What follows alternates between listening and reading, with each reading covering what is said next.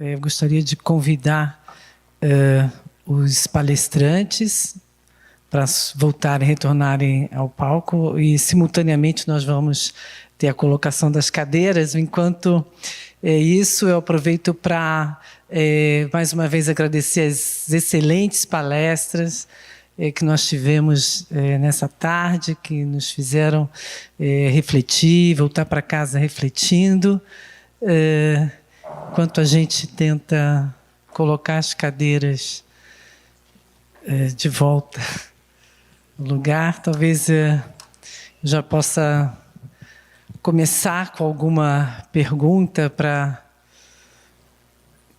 animar, para não dar um vácuo aqui. Eu acho que eu tenho uma pergunta para o professor Marcos e o professor Safatli, né? Essa é uma tentativa, então, de fazer uma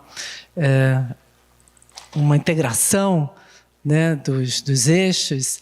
E a minha pergunta seria um dos aspectos que devemos levar a ser contemplados, né, na educação.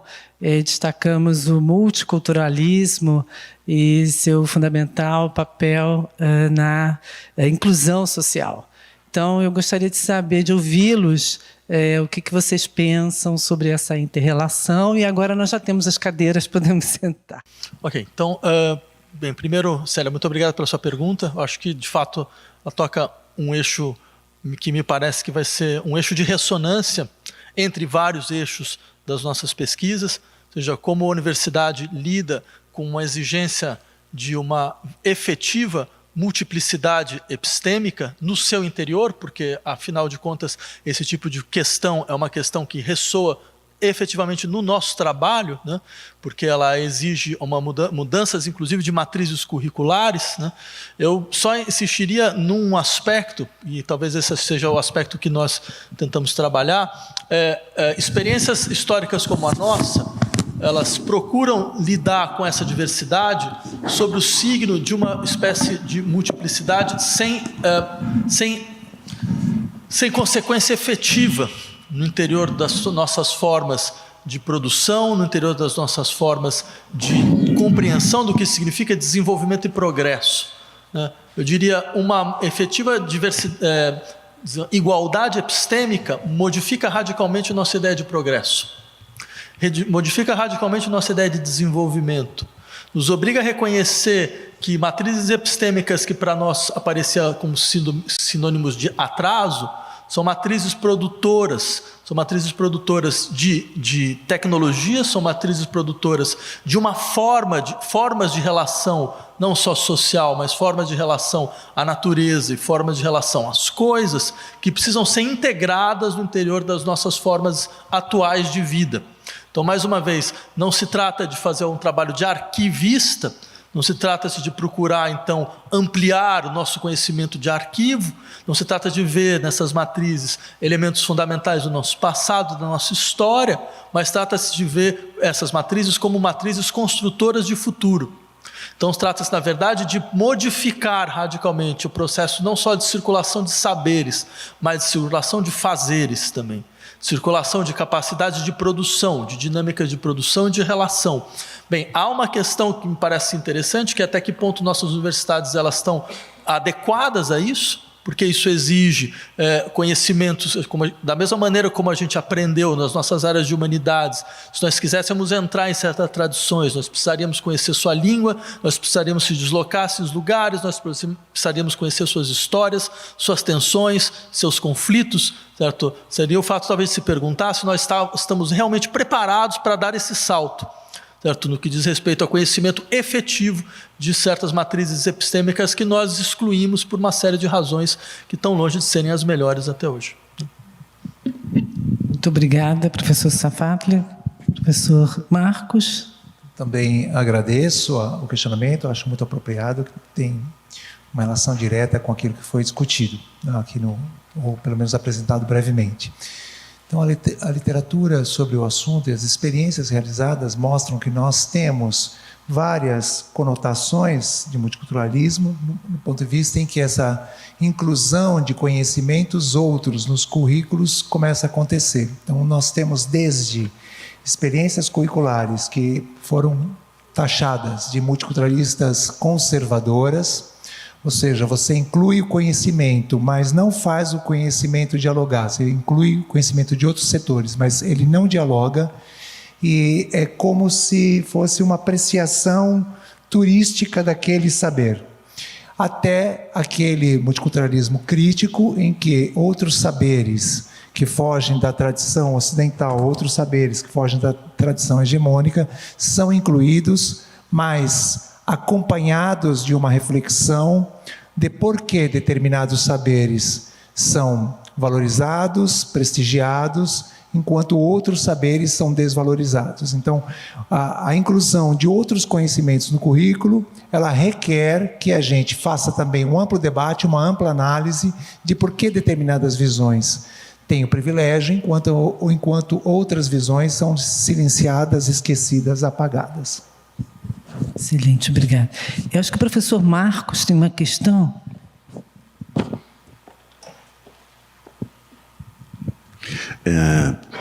Primeiro, obrigado a todos pelas apresentações. Eu vou fazer mais ou menos a questão que eu fiz ontem, que era para vocês falarem sobre a interação entre os eixos. Mas eu vou fazer na forma de uma pergunta. Se eu melhorar a educação, eu diminuo a desigualdade. Se eu diminuir a desigualdade, eu melhoro a democracia. E se eu tiver melhor educação, com menos desigualdade, e melhorar a democracia, como isso depende da cultura?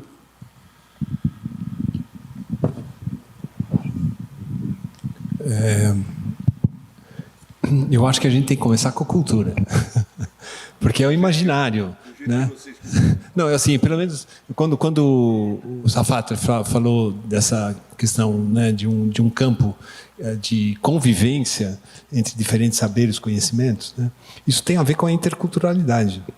Então, nós sempre falamos ainda, e é importante falar sobre a multiculturalidade, então, assim, dessa característica brasileira, né, da diversidade, da pluralidade, mas a interculturalidade exige... É um campo de conflito, é um campo de tensões. Né, e eu entendo que a universidade, ela, ao ativarmos esse componente interdisciplinar, mas também intercultural, né, porque nós temos culturas distintas. A princípio, a gente acha que nós somos todos iguais, né? Mas quando a gente analisa a USP, é uma profusão de diferentes culturas. São culturas que vão desde culturas científicas, mas culturas que passam por questões também, às vezes até criticando um certo provincianismo, né? Seja o departamento, seja a escola, enfim. Então, lembrando que esse campus não tem um lugar de encontro. Nós não nos encontramos. Então, assim, um dos grandes desafios, eu acho, não só para a USP, mas para o Brasil, é um pouco essa ideia mesmo das arquiteturas do encontro. Né? E, obviamente, considerar que, sim, o conhecimento ele está, né, vai além do que nós pleiteamos aqui dentro de um espaço protegido.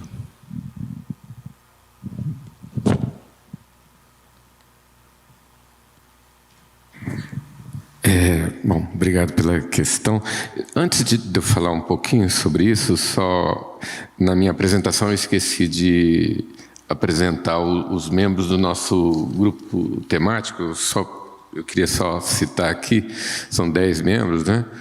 O professor André Sinja, a professora Paula Santoro, o professor Rui Sardinha Lopes, a professora Áurea Iane, o professor Newton Ota, o professor Virgílio Afonso da Silva, o professor Arthur Roberto Capella, a professora Vera da Silva Teles, o professor Brasílio Salum Júnior e a professora Leda Paulani. Bom, sobre essa a questão que o professor Marcos colocou, eu penso assim, de uma certa maneira, todos os problemas que a sociedade brasileira vive, né, de algum modo elas acabam chegando na política. De um modo ou de outro, a política acaba ecoando todos os problemas e também criando sínteses, né, de representação desses problemas, né? A gente pode se interrogar sobre a capacidade da democracia resolver os problemas, mas uma coisa a gente pode dizer com segurança: a democracia é um regime que mais escancara os problemas da sociedade, né? A atual liderança política, a atual chefia do Poder Executivo eleito em 2018, de uma certa maneira, é uma síntese dos problemas graves que a sociedade brasileira... É uma expressão, né, dos problemas graves que a sociedade brasileira... das aflições que a sociedade brasileira está vivendo, né? E eu acho que a gente pode, pelo menos é uma aposta que a gente sempre faz em relação à democracia, é que com os problemas sendo colocados, sendo escancarados, porque ela, de uma certa maneira, é uma espécie de tela que registra esses problemas, né, a gente possa vislumbrar também, ampliar o horizonte para encaminhar soluções possíveis, né? Então, um pouco essa resposta um pouco ligeira que eu dou para essa questão, né?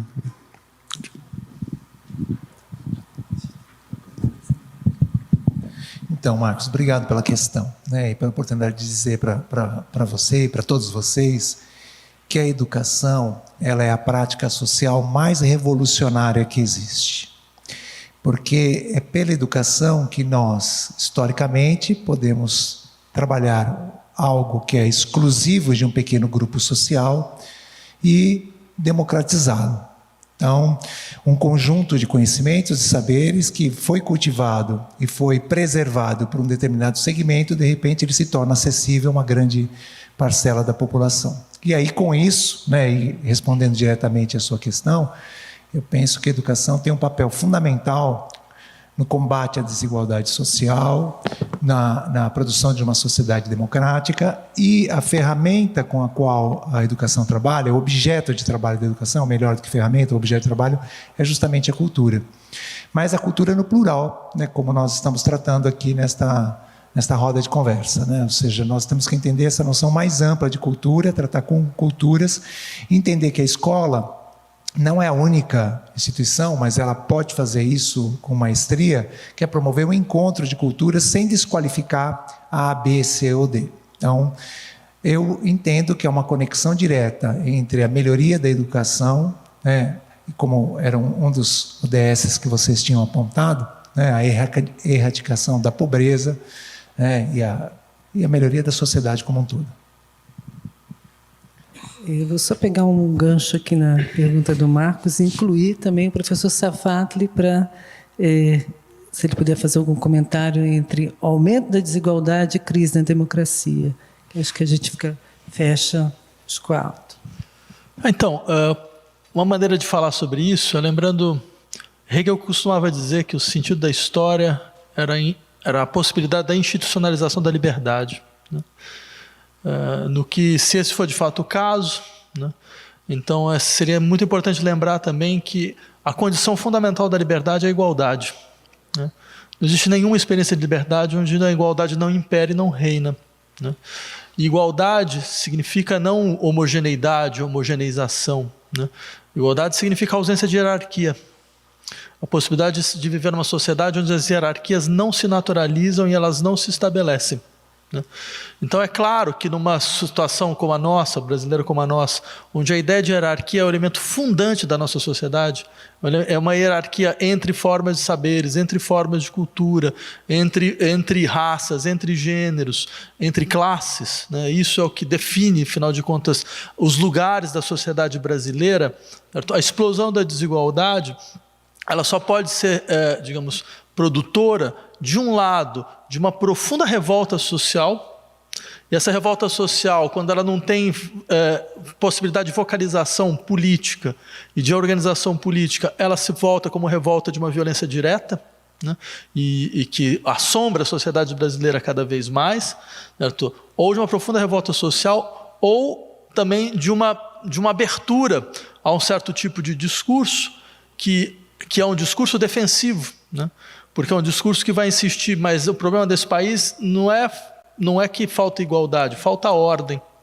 É que a hierarquia está sendo colocada em risco, de uma maneira forte, brutal. Então, esse horizonte no qual, em última instância, eu diria, o nosso problema de uma queda, de uma expectativa em relação à nossa democracia, vem de um elemento real, vem de um elemento concreto.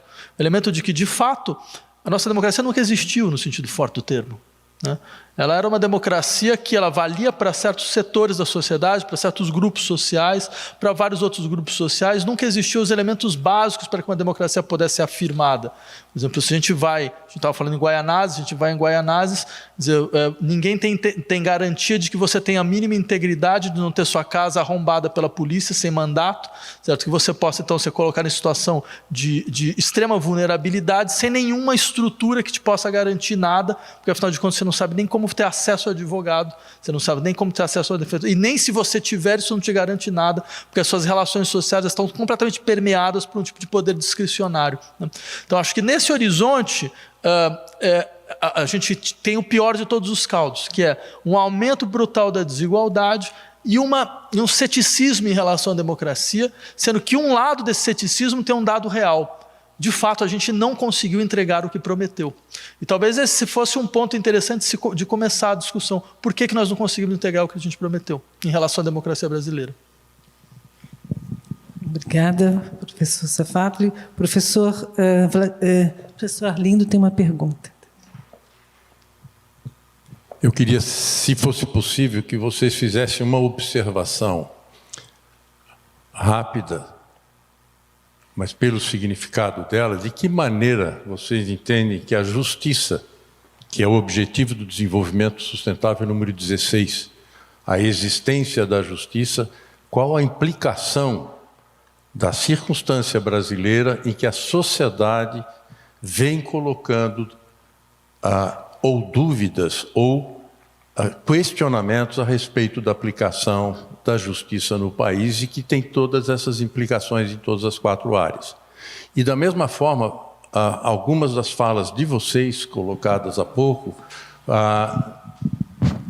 trouxeram a questão da importância da participação social em todo esse processo, que aí passa a ter a relação de que a participação social implica em ter cidadãos exercendo os seus direitos, que dependem da educação, de que forma isso, de fato, se coloca na questão cultural, de que maneira a participação social se apresenta, e aquilo que você acabou de falar agora, né, Vladimir, a questão da participação de quem não participa num processo que é para discutir efetivamente de que maneira a desigualdade possa ser gradualmente reduzida e combatida. Então, se vocês pudessem fazer uma observação sobre o papel desses dois, né, e que tem fortes implicações nas questões da democracia, né, Cícero, que você trouxe enquanto elementos de cidadania e principalmente de um exercício que leve à melhoria da qualidade de vida de uma sociedade como um todo. Apesar de eu ter entendido claramente de que a democracia pode, às vezes, não ser a que vai resolver o problema, mas ela apresenta o problema para que se busque a solução.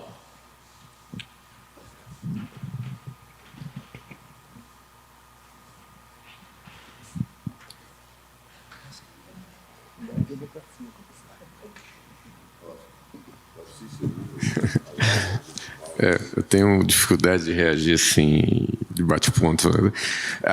Porque você colocou também, eu acho, uma questão interessante, porque me faz pensar o seguinte: de todas as que você colocou, eu acho que todos os eixos temáticos aqui, se eles fossem integrados num termo só, a gente podia falar o seguinte: o nosso desafio é a construção da cidadania. Né?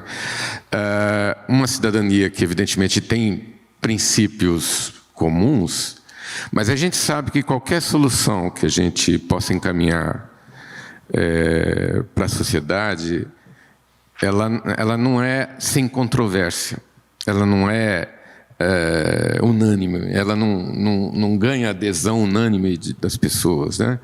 E, na verdade, quando a gente fala de política democrática, é justamente a política que tenta construir articulações que possam fazer com que a cidadania, os cidadãos, ofereçam alternativas para a vida social, né? Isso me parece o desafio mais importante, é capacitar, né, a sociedade a articular, se expressar para dizer o que quer, não só para si, mas para o conjunto, né? E aí a política democrática ela funcionar de maneira densa, né? Não da maneira pouco energética, como o professor Vladimir estava mencionando aqui. O desafio de construir uma política que seja que tenha calor, né? Que tenha calor não só emocional, mas calor no sentido luz, né? Também. Então me parece que quer dizer, todos esses elementos que expressam o eixo, ela ajuda de maneiras diferentes a que a cidadania, uma cidadania vibrante, se erga, né? E com isso nós temos uma democracia que tenha que, não digo oferecer a solução, né? Porque justamente quando a gente está dizendo que existem controvérsias, etc., né? A gente sabe que não existe uma solução necessária no final, né? O importante é que a gente seja capaz de ter uma cidadania que colocando problemas, consiga articular também soluções para a nossa vida. É isso. Obrigada. Professor Cícero, quer falar? Não, eu volto àqueles 3 nexos, né? Mas antes de falar deles, eu acho interessante assim, a justiça, ela vem muito da relação do direito, né? Então, na cultura, quando a gente faz uma análise hoje das estruturas e das políticas culturais, há um contraponto entre democratização da cultura e democracia cultural. Então, a democracia cultural ela é participativa. Quando você democratiza a cultura, de uma certa maneira, você está falando de um lugar, que geralmente é a centralidade, para os outros, né? Então, é um pouco também desse contraponto entre inclusão e participação. Eu acho que a palavra mais correta é participação, né? Eu acho que o que nós almejamos não que alguém faça parte desse lado de cá, né? Mais uma vez, centralidades e periferias, né? Essa distinção sempre muito presente ao se pensar políticas públicas, né? Principalmente na área da cultura, e políticas que trabalhem a cidadania, né? Eu acho que é fundamental a construção de uma cidadania plena, né?